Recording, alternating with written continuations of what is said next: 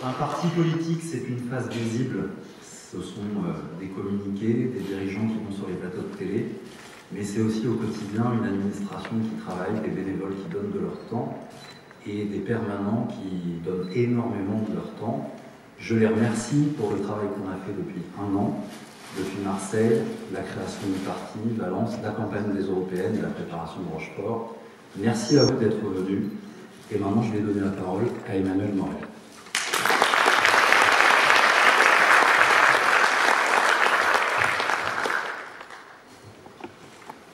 Je décline toute responsabilité quant à la réalisation de ce film. Je l'ai vu ce matin, j'ai dit Anthony, tu crois pas que ça fait un peu mégalo? Enfin, c'est bien de commencer par les grandes figures historiques, mais finir sur Bastien Fodot moi-même. Alors, l'idée n'était évidemment pas de se mettre au même niveau, hein, je vous rassure tout de suite, mais plutôt d'assumer un héritage à un moment où la gauche est parfois remise en cause, son histoire oubliée, et puis c'était surtout une invitation à nous montrer dignes de cet exemple. Et c'est, je crois, finalement, le message principal de cette petite vidéo plaisante, avec en effet des moments très émouvants. Ce ne sera jamais Jean-Pierre Chevènement expliquer la nature du programme commun. C'était quand même, c'était costaud et solide à l'époque. Hein. C'est ça, les choses ont un peu changé. Moi aussi, je voudrais remercier les organisateurs. Anthony est trop modeste, mais alors, dans l'organisation...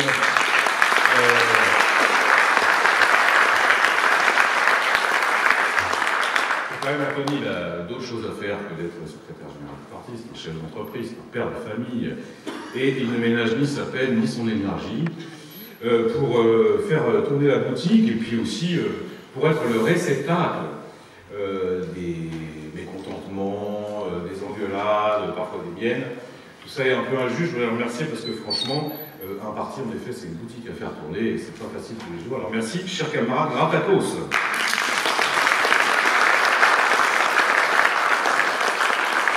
Remercier bien sûr les élus locaux qui nous ont permis de tenir cette université à Rochefort. Alors le choix de Rochefort, c'est un choix personnel, moi j'adore cette ville, mais c'est vrai que c'est pas mal d'être finalement sous le haut patronage à la fois de Colbert et de Jacques Demy. Ça nous ressemble bien finalement, c'est-à-dire il y a un peu la rugosité de la raison géométrique et un brin de poésie, car certains parmi ici sont aussi des esprits rêveurs. Et ce mariage, je trouve, caractérise Bastien Fodot qui est au pin du chef, c'est normal, c'est un grand poète. Ça nous caractérise, ce mélange, qui est à la fois le primat de la raison et en même temps l'exaltation de la beauté et de la culture. Ça faisait du bien d'être à Rochefort, et pour celles et ceux hier qui s'en souvenaient, on a quand même été sur la place où ont été tournées les plus belles scènes de ce film, émouvant et même immortel. Je voulais remercier aussi les intervenants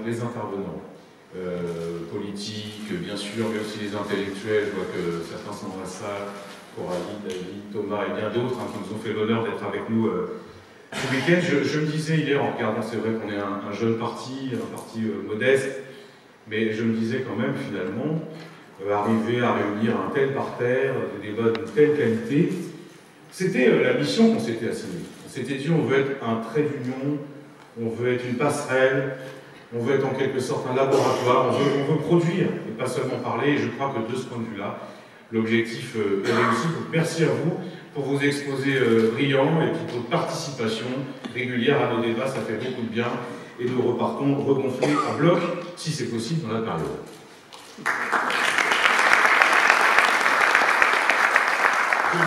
Je dis jeune parti parce que on a tendance à l'oublier, et puis ici on n'est pas franchement...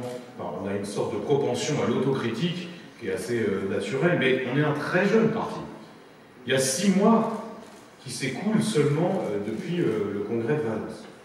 6 mois, c'est très court.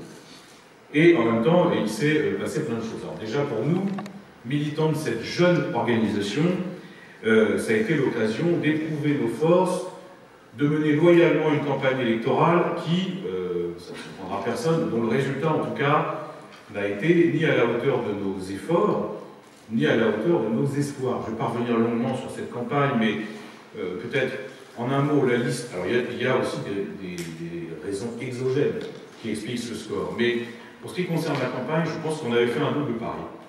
Le premier pari, c'était de dire, et c'était normal, on était en plein milieu de la déferlante des Gilets jaunes, il faut que ce scrutin se transforme en référendum anti-Macron. C'était la première thèse. Puis la deuxième thèse, compte tenu de l'air du temps, et c'est vrai que le fond de l'air est vert, c'est vrai que les gens sont concernés par les problèmes écologiques, on avait dit, il faut vraiment remettre en scène, mettre en scène cette idée d'écologie populaire.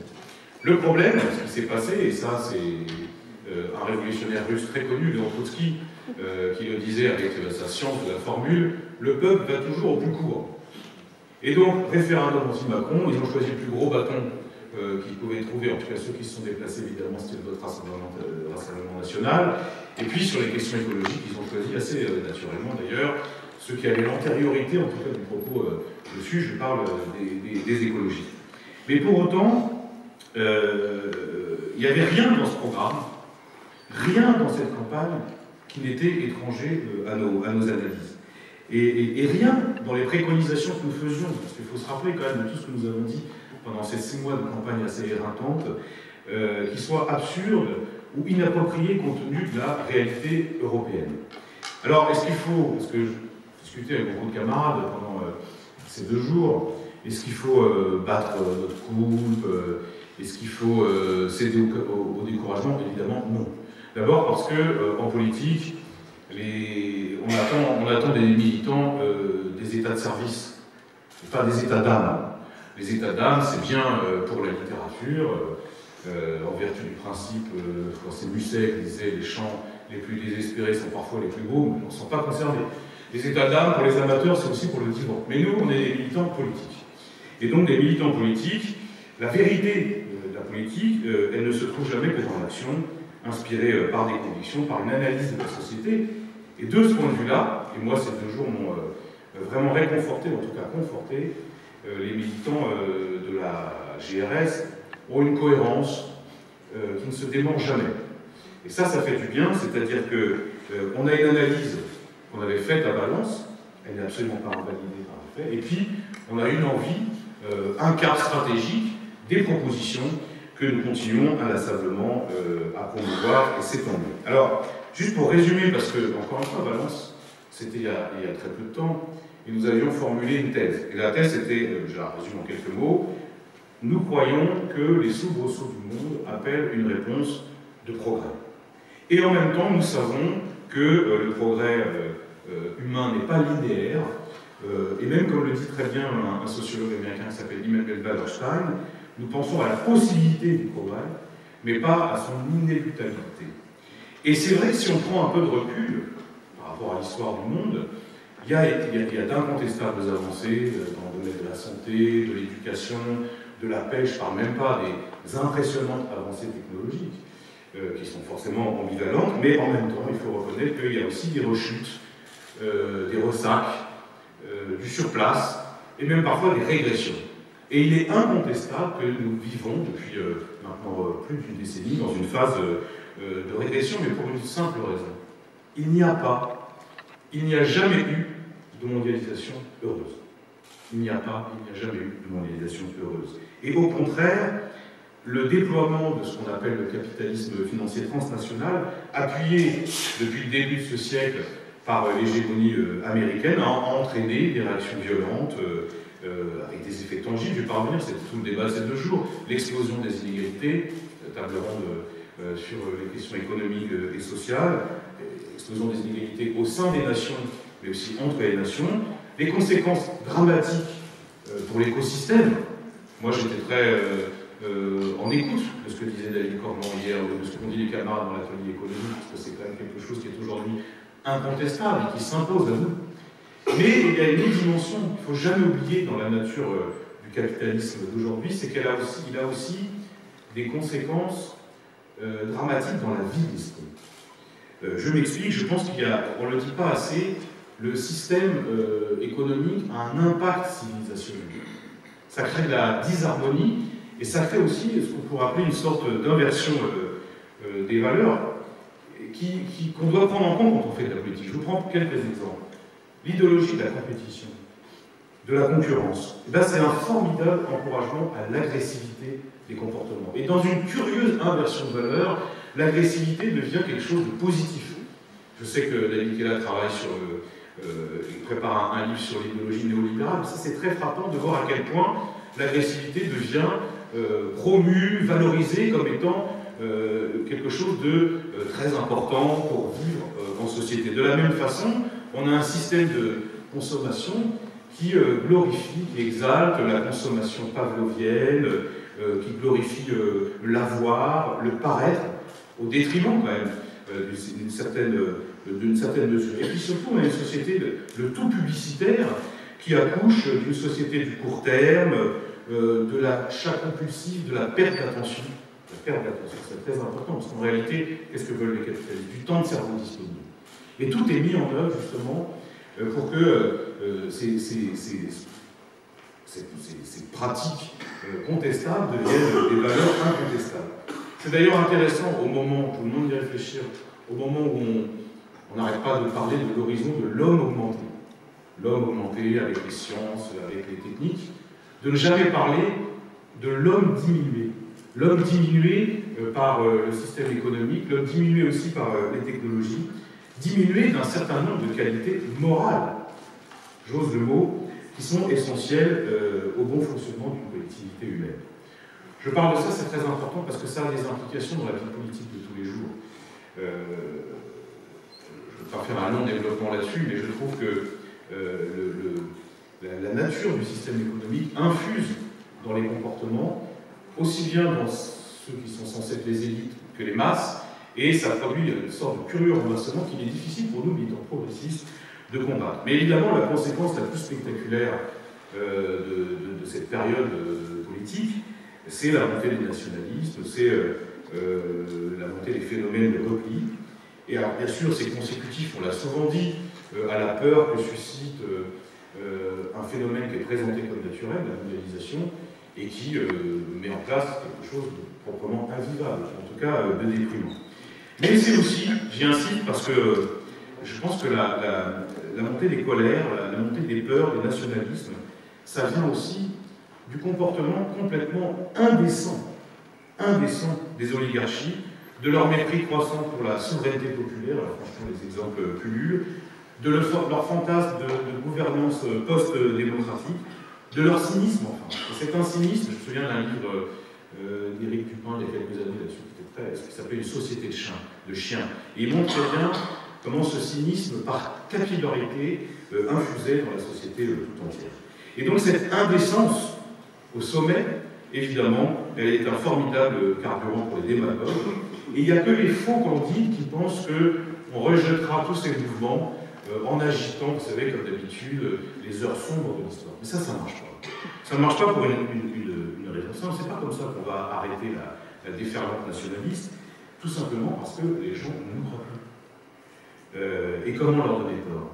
Quand on regarde l'histoire de tous ces partis de transformation sociale, qui soit ont renoncé, et généralement par patriotisme, soit ont carrément trahi, évidemment, il est quand même compliqué d'expliquer aux gens que ce sentiment de perte de repère, que cette espèce de fatigue démocratique, elle n'était pas inévitable. Alors moi, je rejoins, parce que j'écoutais avec beaucoup d'attention l'intervention de Bastien Faudot lors de l'ouverture de nos travaux.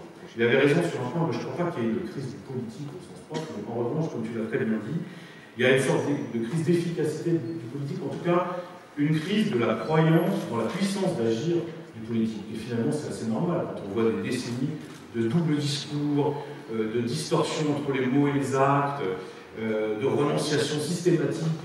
Évidemment, ça se comprend, et cette crise, elle est encore devant nous, elle explique bien des choses, et il faut faire avec. Alors on nous dit, parce que ça c'est l'argument classique, de dire il faut être, en politique, il faut être crédible. Et ça, je suis d'accord, et je le dis souvent à des camarades, parfois, qui sont tentés par une forme de radicalité, et contraire à leur expression. La crédibilité, c'est essentiel pour être élu. En tout cas, les gens, ils votent quand même pour des gens qui sont crédibles pour exercer le pouvoir. Mais la crédibilité, quand on est des gens qui croient au progrès humain, et c'est notre cas, c'est aussi des responsables qui assument de vouloir procéder à un certain nombre de ruptures. des ruptures avec l'ordre établi, des ruptures avec l'idéologie dominante, des ruptures avec la société du tout marché, avec la société du libre-échange généralisé, des ruptures aussi, ça sera un débat entre nous, mais moi j'en suis persuadé, avec une forme de productivisme qui n'a plus lieu d'être dans la société d'aujourd'hui. Alors, mais comme souvent, les citoyens sont en avance sur les dirigeants politiques, parce que l'opinion politique, elle se rend compte que ça ne peut pas continuer comme ça, et partout en France, on l'a vu avec les Gilets jaunes, mais aussi en Europe, mais aussi aux États-Unis. Enfin, regardez ce qui se passe aux États-Unis. Aujourd'hui, le mot socialisme est devenu à la mode. Le mot socialisme est devenu à la mode. Il y a Bernie Sanders, en pleine primaire démocrate, qui dit « Moi j'assume, j'ai toujours été socialiste ». Un bel encouragement. Mais au-delà de ça, vous avez toutes sortes de mouvements qui eux aussi plaident pour la grande bifurcation. Vous vous souvenez, au Congrès de Valence, on avait théorisé cette idée qui me semble absolument nécessaire et féconde. Et moi je pense que, à la fois ceux qui sont dans les marchés humains, ils sont aussi persuadés qu'il faut la grande bifurcation. Et j'irai même au-delà quand on regarde des mouvements qui sont apparemment essentiellement démocratiques. Regardez Hong Kong, regardez l'Algérie, regardez certains mouvements, certaines révolutions citoyennes en Amérique du Sud. Il y a à la fois bien sûr ce souci d'avoir plus de liberté, mais il y a aussi, qui s'exprime profondément, une passion d'égalité et une volonté de rupture qui est incontestable. Et tous ces mouvements citoyens, ces mouvements populaires, sont des formidables points d'appui pour la construction d'une alternative internationale. Parce que quand même, c'est bon de rappeler, nous sommes profondément, inlassablement internationalistes. Alors cette alternative, qui permet à mon avis de sortir de cette phase de régression par le haut, c'est la proposition éco-socialiste.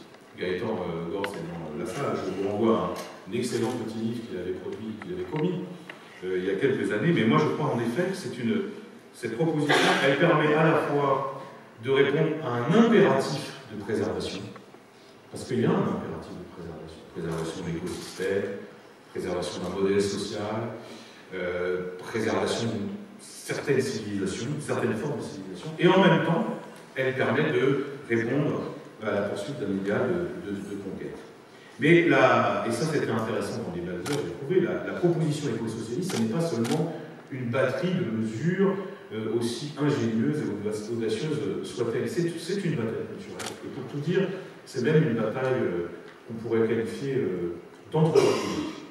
Pourquoi je dis ça? C'est parce qu'on le dit toujours dans nos congrès, dans nos débats, mais oui, bien sûr, il faut privilégier la coopération, la compétition. Oui, bien sûr, il faut privilégier la solidarité à la concurrence. Mais au-delà de ça, moi je pense qu'il s'agit de promouvoir des pratiques, des modalités d'être, on discutait avec Nathalie Perrin-Gilbert hier, que le capitalisme réprouve parce qu'il est juge soit inefficace, soit pas assez rentable.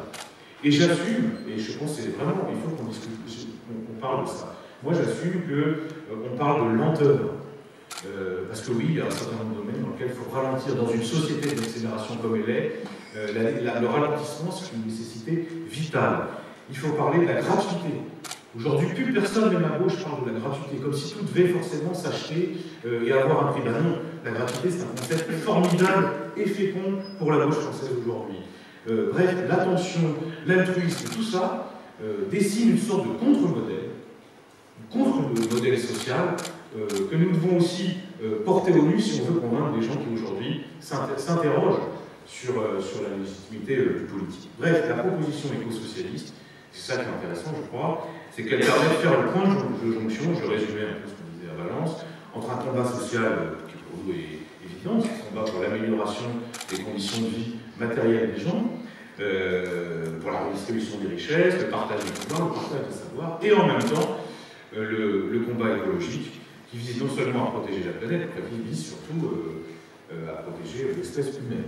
Ça, je crois que là-dessus, on est tous d'accord. Après, il y aura un débat avec un certain nombre de nos interlocuteurs sur le comment on fait. Mais déjà, quand même, on avance et on a un certain nombre d'idées.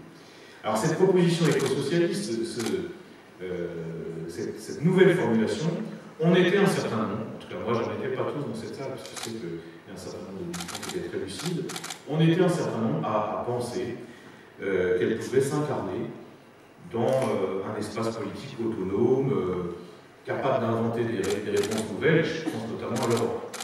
Alors c'est vrai que moi je faisais partie, par naïveté, peut-être par ethnocentrisme aussi, en tout cas par idéalisme.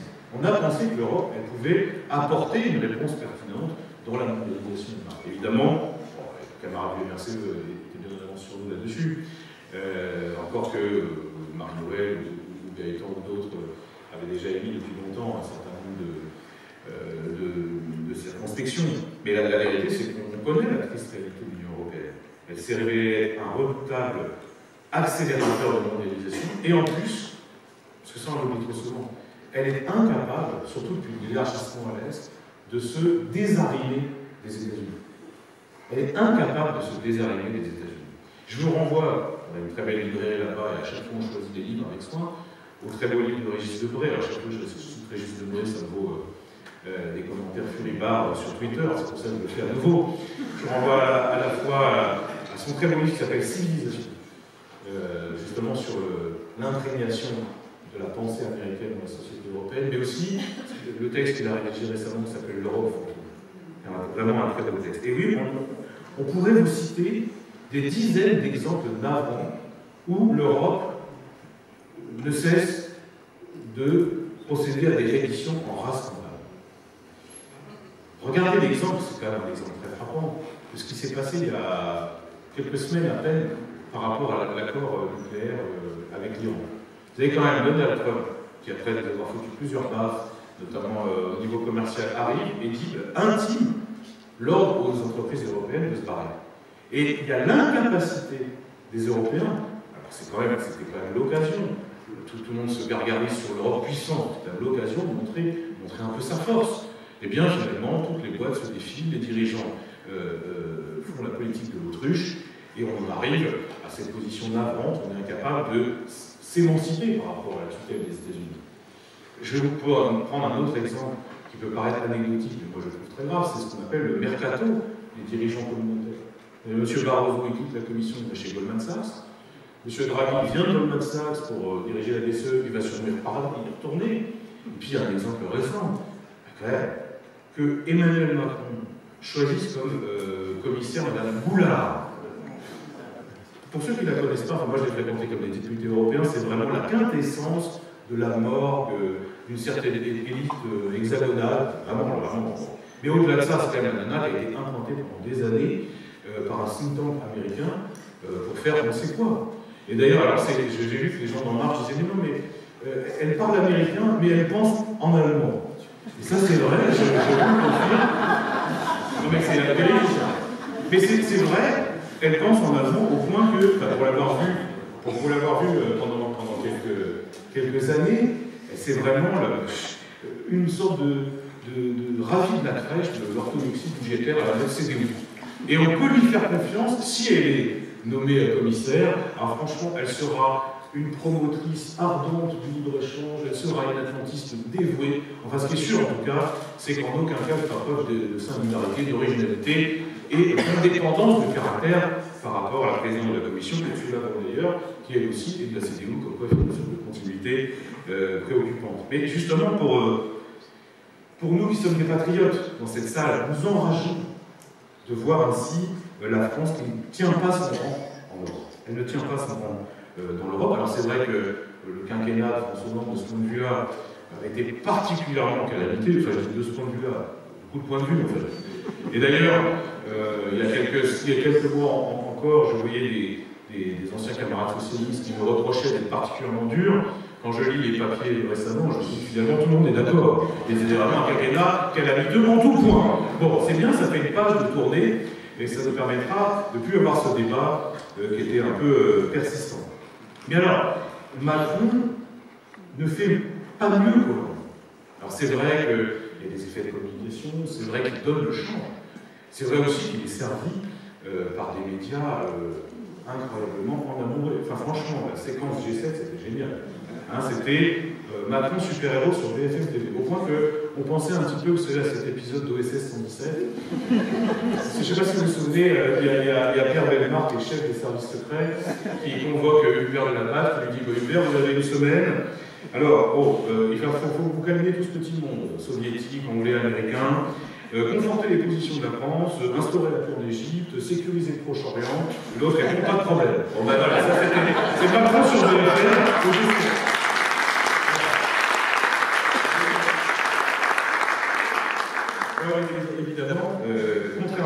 fil de tout cela est une mauvaise farce. La vérité, c'est que l'action d'Emmanuel Macron sur la scène européenne ne se traduit par aucune avancée tangible. Aucune avancée tangible. Il faut vraiment bien avoir ça en tête. Bon, il fait mine d'adopter une position de fermeté et finalement, la réalité se charge de lui infliger des camouflets humiliants. Bon, le dernier exemple en date, évidemment, qui n'est pas relayé par la presse hexagonale. Vous savez que Macron a fait tout un discours sur le Mercosur, l'accord totalement abominable entre l'Union européenne et l'Amérique du Sud. Et il disait hors de question de signer ce texte qui va à l'encontre de nos intérêts, puis M. Bolsonaro, etc. Bon, les gens y ont cru. On peut le croire. Sauf que 2 jours après, moi j'arrive en commission du commerce international, c'est la commission du Parlement européen, et on auditionne la directrice générale du commerce. Il se trouve qu'elle est française. Elle vient de remplacer un Allemand. Normalement, les Allemands postent tout, mais là, ils ont laissé une petite place pour la française. Et voilà qu'elle s'exprime sur le Mercosur. Je me dis, bah, c'est bien, elle va nous enjoindre à une certaine prudence. Et au contraire, voilà qui dit que le Mercosur, c'est un accord essentiel. Il faut le signer au plus vite. Alors, certainement, on va poser la question, mais la position de la France, oui, c'est une position de principe, mais enfin, à la fin, il faut quand même le signer. Voilà. Donc voilà la réalité. Ce double discours dont je parlais tout à l'heure, cette distorsion systématique entre les grandes déclarations et les faits, elle se retrouve une fois de plus là, et tous ceux qui vous disent oui, mais Macron, quand même, en Europe, il tient son rang, bah, la vérité, c'est qu'il ne fait pas mieux que les autres, mais que c'est normal. C'est normal parce que, et ça, nous l'avons depuis longtemps analysé, mais il faut le redire, Macron, c'est le parachèvement de la normalisation libérale. C'est le parachèvement de la normalisation libérale dans un pays qui est réticent, qui est rétif, mais évidemment, il profite, outre de cette presse en amoureux que j'évoquais, il y a plus grave, il profite de la division syndicale et de sa faiblesse. Il profite aussi de la division de la gauche et de sa faiblesse pour imposer quand même un agenda de privatisation, de remise en cause du modèle social, qui est dans la continuité des quinquennats précédents, mais qui est quand même plus brutal et plus grave. Et alors, à ceux qui le jugent disruptif, innovant, il suffit d'en revenir aux faits et aux réformes telles qu'elles sont mises en œuvre pour constater que le macronisme n'est que la énième version d'une politique de classe auquel les possédants ont toujours rêvé. Il n'y a rien d'original, il n'y a rien de nouveau, c'est toujours aussi brutal. Les ordonnances sur le code du travail pour commencer le quinquennat, les attaques sur l'assurance chômage, l'assurance maladie, la baisse continue des cotisations sociales et aujourd'hui, bien sûr, la retraite, la réforme des retraites, c'est vraiment la to-do list du libéral Bondin qu'est Emmanuel Macron. Et c'est toujours les mêmes effets, c'est-à-dire la précarisation grandissante de la société. Et franchement, ce qui est en train de se passer sur les retraites, alors ça va prendre un peu de temps, mais là il faut qu'on soit mobilisé comme jamais. C'est une bataille absolument fondamentale et centrale. Et moi j'appelle les camarades à ne pas se laisser, à ne pas se disperser dans plein de combats. Ça, c'est le combat central, la réforme des retraites. Pourquoi? Parce qu'elle va aboutir inéluctablement à une baisse du niveau des pensions de tout le monde. De tout le monde. Et, c'est ce qu'ils ont en tête, forcément, à un moment, la question de la capitalisation de la retraite privée va être posée. Quand je dis tout le monde, c'est que même les médias mainstream, même les journaux qui sont neutres politiquement, plus ou moins, comme le Parisien, quand ils ont fait un petit schéma qui voulait objectif, et on voit que tout le monde paie. Et il n'y a que les membres du gouvernement Macron et puis les gens du MEDEF qui courent les plateaux télé avec ce syllogisme complètement idiot qui dit « Ah, bah, puisqu'on vit depuis longtemps, il faut travailler depuis longtemps. » Mais franchement, c'est quand même assez facile de leur expliquer que si on vit plus longtemps, c'est précisément parce qu'on travaille moins longtemps. Et que c'est plutôt ça qu'il faut favoriser. De la même façon, c'est quand même assez élémentaire de leur rappeler que le système des retraites français, c'est le système des retraites le plus efficace du monde. Et que, contrairement à ce qu'on entend, c'est aujourd'hui un régime qui est excédentaire. Je dis bien excédentaire. Alors on prévoit peut-être un déficit, mais un déficit à l'horizon 2025 de à peine 10 milliards d'euros sur 300 milliards. Donc là, vraiment, il faut une bataille de raison, il faut une bataille de conviction, parce que c'est vraiment un combat central. Et j'ai envie de dire, pour nous, qui sommes des républicains authentiques, des républicains de cœur, c'est une bataille républicaine par excellence. Pourquoi? Parce que les libéraux, Et ça, c'est le propre des solutions libérales, de s'attaquer systématiquement aux projections collectives, aux solutions publiques, aux politiques d'intérêt général. Et d'une certaine façon, je reviens très rapidement sur le débat d'hier, toute la politique de privatisation, qui ne tient aucun compte de l'intérêt du plus grand nombre, qui essaye à court terme de boucher les trous d'un budget austère, mais à long terme qui va surtout enrichir des amis. Parce que si, alors on parle beaucoup d'ADP, j'y reviendrai, mais la Française des Jeux, par exemple, voilà une entreprise qui rapporte de l'argent à l'État, qui permet aussi une régulation d'une pratique qui est quand même hautement addictive. Donc s'en débarrasser, c'est juste faire un cadeau aux amis, ça n'est rien d'autre que ça. Et moi je pense qu'il faut aller au plus court et dire les choses telles qu'elles sont. De la même façon, ADP, alors hier c'était une très belle table ronde, je ne vais pas y revenir, tout a été dit, Coralie avec son exhaustivité habituelle vous a donné tous les arguments qu'il fallait. Mais je reviens quand même sur un point, ça a été abordé hier, mais je trouve ça intéressant. Parce qu'en fait, ça fait système. Dans le même mois, vous avez 4 annonces différentes. Vous avez la privatisation des aéroports de Paris. Vous avez la mise en place de ce qu'on appelle EuropaCity, dans le nord de Paris. C'était un immense centre commercial. Vraiment le temple dédié à la consommation. Ça, c'est le groupe Auchan.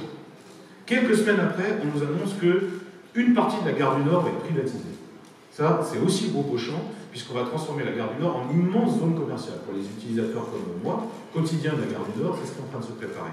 Vous ajoutez à ça l'extension de la plateforme aéroportuaire de Roissy, ce qu'on appelle le T4. Et bien tout ça, ça fait système. Ça fait système, c'est-à-dire que vous avez un aménagement du territoire qui est laissé au seul marché. Et une société qui est fondée sur l'hyperconsommation, avec une fracture territoriale entre un hypercentre privilégié, qui sera privilégié, où ne peuvent vivre en réalité que les riches, et la banlieue, plus ou moins proche, à laquelle on offre un environnement pollué, dans tous les sens du terme, pollué d'un point de vue écologique, pollué d'un point de vue publicitaire, et en même temps à qui on offre de moins en moins de services publics et de services de transport. C'est ça aussi la réalité de la politique macroniste, c'est ça l'avenir radieux qu'ils prétendent nous proposer, et évidemment ça suppose une résistance républicaine. Et moi je pense que ce qui doit sortir aussi de ces universités d'été, c'est vraiment l'urgence de la reconquête républicaine. Alors moi je ne vais pas, Thomas Brantôme m'a brillamment fait allusion à ça, je vais y revenir, mais quand même, vous voyez bien que face à cette tentation macroniste qui consiste à étendre indéfiniment la sphère du marché, eh bien, il y a un intense besoin de république dans notre pays. Et ça se décline dans tous les points, et finalement, c'est ça, Marie-Noëlle a dévoilé, à juste titre, notre première proposition pour la rentrée, mais j'y reviens, c'est ça ce que nous appelons un programme d'intérêt général. C'est un programme de reconquête républicaine. Qu'est-ce que nous disons? Nous disons, il y a aujourd'hui des forces qui sont éparses, qui sont dispersées, mais qui quand même, sur un certain nombre de points, sont d'accord. Nous, on vous propose de travailler avec méthode, patiemment, dans le respect, à un programme d'intérêt général, et qui pourrait se décliner autour de 6 points. On dit 6 points, si les autres, de toute façon, c'est pas à prendre ou laisser, si les autres ne sont pas d'accord, on en mettra 7, on en prendra 8. Mais on a essayé quand même d'isoler les grandes questions à partir desquelles on peut essayer de construire un programme de reconquête républicaine, d'intérêt général. On a la redistribution des richesses, c'est l'évidence, mais enfin on en parle quand même de moins en moins. Or, jamais la question des salaires, la question de la réforme fiscale n'a jamais été autant d'actualité. Donc ça, il faut qu'on en discute. Il y a évidemment la question de la transition écologique. Et ça, il ne faut pas se payer de mots, il faut essayer de dire comment. Nous, on pense qu'il faut une forme de planification. Il faut que l'État s'en mêle. Il faut qu'on ait une politique intelligente par rapport à le refus de l'obsolescence programmée, le recyclage, les circuits courts, tout ça, ça doit faire partie du débat. Troisième point, redistribuer les richesses, transition écologique, c'est évidemment vivre dignement au travail. Patrick Quinton est dans la salle, c'était mon prof de questions sociales il y a quelques années, mais la vérité quand même, il n'y a pas de progrès. Et moi je récuse tous les gens qui se disent progressistes et dont la seule obsession, c'est systématiquement de modifier le code du travail dans un sens négatif.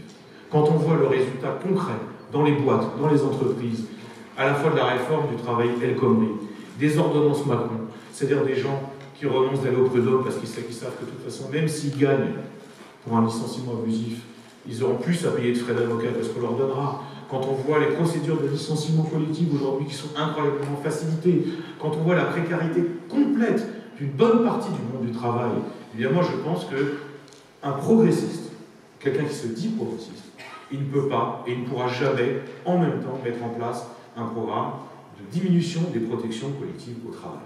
Et ça, je pense vraiment qu'on reparle à gauche parce que c'est devenu un sujet presque connexe, secondaire, alors que c'est absolument fondamental quand on est socialiste et quand on est de gauche. Et ça vaudra aussi, il faudra poser la question de la révolution du temps de travail, il faudra poser la question de la démocratie dans l'entreprise. Ça, c'est dans les hiérarchies, dans notre hiérarchie, c'est un sujet absolument central et identitaire et emblématique et qui parle aux gens. Parce que là, pour ceux qui veulent fédérer le peuple, ça c'est vraiment un sujet très important. Quatrième point, j'y reviens pas, ça a été beaucoup dit, et puis c'est vrai que dans cette salle, la tradition jacobine se porte bien, mais à juste titre, parce que comme l'a rappelé Thomas hier, le jacobinisme, contrairement aux caricatures, c'est surtout la passion de l'égalité. Et c'est la réflexion sur comment on met en œuvre les outils et les moyens pour arriver à cette égalité. Et nous, on pense que l'État, oui, l'État, la puissance publique, c'est le garant de l'intérêt général. Et ça veut dire que...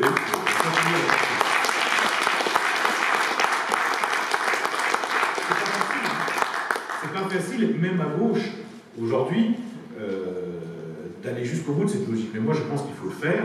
Je pense que face à la crise économique, seule une politique qui restaure l'État, qui restaure la puissance publique et donc l'intérêt général, est à même d'en finir avec la prédation financière.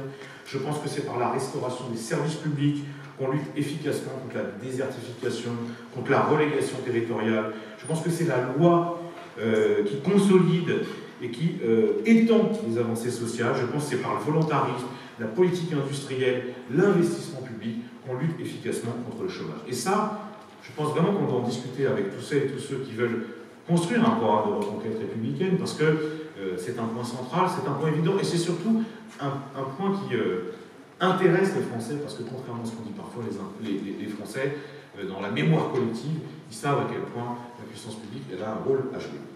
Quatrième point, la nation apprenante. Il y a eu un atelier très intéressant, je l'ai regardé streaming, pardon. Il faut quand même qu'on assure notre réputation de ringard, en tout cas la mienne. Moi je l'ai regardé en streaming et évidemment, c'est un atelier passionnant, mais je pense que c'est bien de rappeler que pour nous, il n'y a pas de liberté individuelle sans instruction, sans éducation. Il n'y a pas d'émancipation sans école publique, gratuite, laïque. Il n'y a pas de grande nation sans des universités dignes de ce nom. Et là, franchement, quand on voit l'état de l'université, du budget, la façon dont sont traités les profs, les contraintes administratives hallucinantes, ben ça, c'est pas possible. Il y a... Alors, et c'est pas seulement la formation initiale. C'est pas seulement non plus la formation professionnelle. Je pense qu'il faut vraiment qu'on ait une réflexion sur la formation choisie tout au long de la vie. La formation, c'est pas que le patron qui dit faut que tu t'améliores dans telle ou telle chose. Non, c'est toute une nation qui apprend. C'est toute une nation qui s'instruit. C'est toute une nation qui s'éduque, parce que c'est aussi comme ça qu'on permet l'émancipation des hommes et des femmes, et franchement, on en a besoin. Et il faudra une réflexion spécifique sur l'éducation populaire, qui manque tant aujourd'hui dans notre pays, alors que c'est aussi nécessaire. Cinquième point, j'y reviens pas, c'était l'objet de la table ronde à laquelle a participé Caroline Fiat, Benoît Biteau et bien d'autres. Moi, je tiens absolument à ce qu'on mette dans le débat la question du produire en France. Produire en France une nouvelle économie. Alors, c'est pas, contrairement à ce que j'ai lu parfois, un trip de chauvin. C'est juste que nous, on est conséquents. Il ne faut pas dire à la fois il faut absolument réduire les empreintes carbone, réduire l'émission des gaz à effet de serre, etc., etc. Et en même temps, accepter qu'on délocalise, qu'on intensifie les échanges commerciaux et qu'on achète à bas prix, parce que de toute façon tout ça c'est une course au moins-disant social, des produits de mauvaise qualité. Donc produire en France, ça n'est pas qu'un slogan, c'est une réponse économique crédible qui permet de démondialiser, parce qu'aujourd'hui il faut démondialiser. Et ça se décline dans tous les domaines. Ça se décline aussi bien dans le domaine de l'alimentation. Il y a plein de gens qui vont être candidats au municipal l'année prochaine. Ben oui, évidemment, les circuits courts, le respect de la proximité, le respect de la saisonnalité, Tout ça, c'est très important. Et puis, ça rencontre une aspiration des citoyens. Je ne sais pas si Benoît Biteau est encore dans la salle, mais franchement, quand on voit, il y avait une étude très intéressante du CLCV, une étude de consommateurs, pendant l'été, qui disait que les Français sont de plus en plus déconcertés par l'absence de saveur des fruits de saison qu'ils mangent en été. Les tomates, évidemment, les tomates, quand on voit le circuit qu'elles font, même les tomates bio d'ailleurs, c'est un problème. Les melons, qui n'ont plus de goût. À un moment, remettre du goût, faire confiance aux produits locaux, avoir des mairies qui achètent des champs et qui font... Ça, c'est un projet formidable. Ça vaut pour l'agriculture, ça vaut aussi évidemment pour l'industrie. Quand je vois, et Bastien Faudon peut en témoigner, la bataille qui mène sur Alstom, sur General Electric, sur tout ce bassin d'emploi, des savoir-faire formidables, des territoires d'exception. Quand on voit comment les prédateurs financiers sont prêts à sacrifier tout ça, comme les ministres qui succèdent, qui font rien, parce que Bruno Le Maire, à part agiter ses mains à l'Assemblée nationale, il ne fait rien là-dessus. C'est un gâchis épouvantable. Eh bien, le produire en France, et Caroline Fiat, Pont-à-Mousson, Saint-Gobain, elle sait de quoi je parle, le produire en France, c'est une réponse aussi efficace et de qualité par rapport à une mondialisation dont les gens ne veulent plus, et à juste titre. Puis dernière chose, dernier point dans ce programme d'intérêt général qu'on essaie de promouvoir, encore une fois, c'est pas prendre ou laisser, tout le monde va discuter, mais nous, c'est ce qui nous tient à cœur. Il y a la question de l'intervention populaire. C'est vrai, et c'est pas seulement depuis les Gilets jaunes, c'est vrai depuis très longtemps, qu'aujourd'hui, il y a un besoin de démocratie directe dans le pays. Alors, les dirigeants sont pétrifiés depuis le référendum de 2005, on les comprend, parce que non seulement le peuple a voté, mais on s'est empressé de trahir leurs promesses. Pas qu'en France d'ailleurs, quand on voit, alors bon, je ne vais pas faire une digression sur le Brexit, mais qui prouve d'ailleurs que même dans des démocraties solidement ancrées, attachées à la démocratie parlementaire, parfois tout peut un peu déconner, quoi, hein. Je ne sais pas ceux qui connaissent la chanson de Charles Trenet, la Java du diable, hein. Mais le Brexit, c'est un peu ça. Tout d'un coup, tout le monde devient fou. Enfin, quand même, au départ du Brexit, peut-être faut-il le rappeler, il y a quand même l'expression souveraine d'un peuple qui prend une décision. Je sais bien que ça défrise ceux qui pensent que l'Angleterre a vocation à rester dans l'Union. En fait, les gens tranchent. Et ça, moi, ça me paraît toujours un peu compliqué de vouloir systématiquement faire revoter les gens quand on estime qu'ils ont mal voté. Ça vaut en Angleterre, ça vaut en France, mais ce recours à la démocratie directe, c'est très important. C'est très important parce que, évidemment, dans la crise, dans cette fatigue démocratique, il y a aussi la volonté des gens de participer davantage, l'implication citoyenne. Et Nathalie me disait que c'est plus au niveau local, pour les municipales, et c'était aussi quelque chose qu'elle entendait mettre en œuvre. Évidemment, évidemment, ça tombe sous le centre, l'intervention populaire. Alors, pour nous, enfin pour un certain nombre d'entre nous, ça veut dire aussi des changements institutionnels majeurs. Hein, et forcément, il y aura à discuter de l'avènement d'une 6e République, plus parlementaire, moins monarchique, avec un fonctionnement qui respecte le Parlement. Aujourd'hui, le Parlement français, qui soit, alors, plus d'ailleurs à l'Assemblée qu'au Sénat, est incroyablement maltraité par l'exécutif. On n'en parle pas, mais les réformes que Macron, que le gouvernement Philippe vient de faire passer sur la réduction des débats parlementaires, la restriction de la capacité d'amendement, c'est quand même un truc très préoccupant. Ça se passe dans notre pays aujourd'hui. Donc nous, on pense, et je pense que les autres seront d'accord, que la question de l'intervention populaire et du changement de République est au cœur de ce qu'on appelle ce programme d'intérêt général. C'est notre proposition. C'est une proposition qu'on va faire. L'idée, c'est on met les gens autour de la table, tous ceux qui veulent. Ça n'exclut pas que des responsables politiques, des intellectuels, des syndicalistes, des associatifs, que sais-je. Et on essaye de voir si on est capable, ensemble, de construire un programme d'intérêt général pour la France et les Français face à la déferlante à la fois nationaliste et libérale. C'est le projet qu'on fait. Et à l'appui de cette proposition, il y en a une autre, il y a un cap stratégique. Et sur toutes nos affiches depuis 3 jours, mais aussi finalement depuis qu'on avance pour un nouveau Front populaire. Alors je sais, tous les débats, que ça inspire notamment, c'est une référence à l'histoire, et paraît-il que les gens sont de moins en moins sensibles à cette référence. Quand même, d'abord c'est pas rien, le Front populaire, puis en plus, ça permet de résoudre un certain nombre de contradictions qui sont soulevées dans les débats qu'on a entendus. On a entendu les débats d'hier avec Quatennens, Cormand, Carvounas, qui dit gauche, qui dit fédérer le peuple. La vérité, c'est que tout ça, ce ne sont pas des différences qui sont indépassables. On peut très bien fédérer le peuple sur une ligne de gauche. On pourrait très bien tout faire pour rapprocher peuple de la gauche. Et pour ça, il faut que ça soit une gauche authentique, une gauche qui s'assume, une gauche de rupture, une gauche de transformation. Mais en même temps, c'est quand même pour ça qu'on se bat. Donc moi, j'entends, hein, parce que c'est quand même très important, j'entends les arguments, et Marine y a fait allusion hier, et tous ceux qui disent, mais vous vous rendez compte que la réalité du clivage droite-gauche, c'est estompé dans la tête de certains, notamment les classes populaires, notamment ma jeunesse, c'est vrai. Et de la même façon, c'est vrai pour une raison simple, c'est qu'il y a une indifférenciation progressive entre la droite et la gauche dans les gouvernements sur les questions économiques et sociales. Donc les gens avaient l'impression qu'ils étaient d'accord sur l'essentiel et qu'ils étaient sur l'accessoire. Mais en même temps, nous, le petit film en a témoigné, on est des héritiers de l'histoire de la gauche. Et pour nous, ça a encore du sens, et pour plein de Français, ça a encore du sens. Donc on peut faire une synthèse féconde entre ça, et d'ailleurs, la proposition du Front populaire, c'est un effort de synthèse qui concilie à la fois une mythologie nationale positive, c'est le 36, mais qui indique aussi, dans une perspective actuelle, que la dynamique, elle ne sera pas le simple fait des organisations, des appareils qui sont souvent en plus en mauvaise forme. Non, c'est un processus dynamique. C'est un processus dynamique, mais après qui se décline concrètement dans les élections. Et je parle de ça parce que, évidemment, il y a perspective des élections municipales. D'abord, je voudrais quand même rassurer ceux qui sont inquiets, ceux qui sont dans la déploration. Contrairement aux idées reçues, les Européennes en 2019 ne se traduisent pas par un recul de la gauche.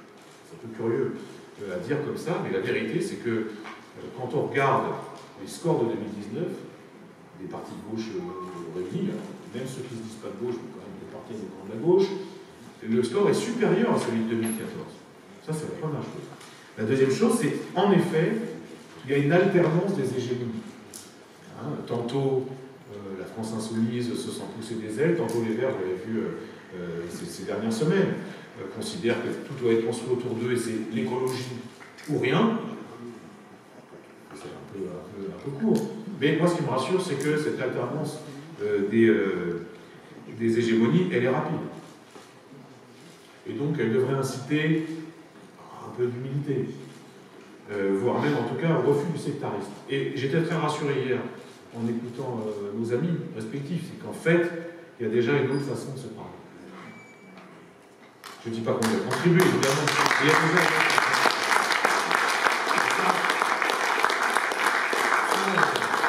Ça, c'est très rassurant. Et puis, franchement, moi j'ai toujours été étonné. On ne peut pas, à longueur de temps, dénoncer la concurrence libre et non faussée dans le domaine économique et en faire en même temps la pratique politique quotidienne. Ça, c'est pas possible. Donc la recherche de coopération,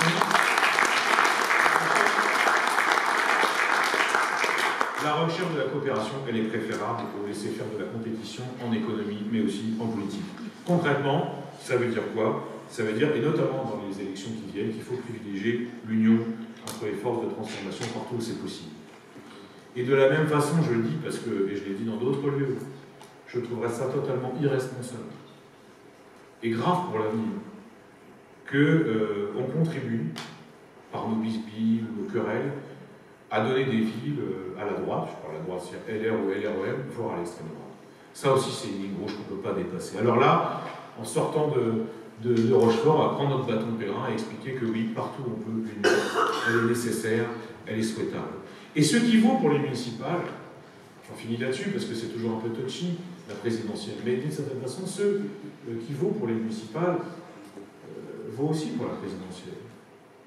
J'entends le nombre de gens qui nous interpellent en disant on ne veut plus que le scénario de 2017 se reproduise en 2022, c'est-à-dire un deuxième tour entre Macron et Le Pen, la peste et le choléra, avec quand même un risque, je dis bien un risque, qu'en 2022, Madame Le Pen, enfin ça soit Marine ou sa nièce, fasse un score bien supérieur. Voire l'emporte, hein, c'est de ça dont on parle. Quand on regarde les pays autour de nous, on ne peut pas dire qu'on est naturellement immunisé contre ce danger. On ne peut pas dire ça à longueur de temps. On ne peut pas avoir une aspiration à l'unité dans le pays et dire non mais la présidentielle c'est autre chose, on a un premier tour, chacun s'exprime, puis au deuxième tour on se rassemble. Il se trouve que le problème c'est qu'il risque de ne pas y avoir de deuxième tour. Donc franchement, le cap stratégique qu'on propose et qu'on va proposer aux autres, c'est pas seulement un programme d'intérêt général, c'est pas seulement un nouveau Front populaire, c'est, souhaitons-le, une candidature unique en 2022 pour porter ce programme. Parce que c'est la seule façon, en tout cas, pour l'instant, j'en ai pas vu d'autres. La politique, c'est aussi de l'arithmétique. Hein, c'est pas seulement le ciel étoilé des idées. C'est aussi la seule façon de prévenir un scénario catastrophique qui verrait la continuation de la politique macroniste, qui va quand même s'échiner à détruire progressivement tout ce qui fait la singularité française et l'originalité de notre modèle social. Voilà, en quelques mots, hein, notre cap stratégique. Bah, déjà, c'est bien, on en a un. Parfois, dans la confusion actuelle, dans les incertitudes, dans les tâtonnements, mais il ne faut pas, moi je ne critique pas ça, je vois qu'il y a des appels à l'unité qui fleurissent. C'est pas ici qu'on va moquer tous ces gens qui essaient de trouver des solutions. Ben oui, il faut trouver des solutions. Nous, on en propose une, il y en aura peut-être d'autres, mais au moins, ça soit confronté, ça soit discuté. C'est le cap politique qu'on propose à l'issue de cette université de rentrée, donc un programme républicain de sortie de crise, une stratégie de rassemblement, bref, une conduite d'action collective au service de notre idéal, au service de la France et des Français. Si on relève ce défi, si on se montre à la hauteur de nos responsabilités, alors nos concitoyens verront que les choses sont en train de bouger et l'espoir changera. Eh bien, tout notre travail, on va faire avec beaucoup de méthode, avec beaucoup de patience, avec nos moyens qui sont les nôtres. Ce n'est pas une organisation, comme vous le savez, absolument énorme et de masse, mais à la vocation à le devenir, rassurez-vous. Tout notre travail, précisément, ça sera de faire en sorte que l'espoir change. Merci d'être venu jusqu'ici et à bientôt pour de nouvelles aventures.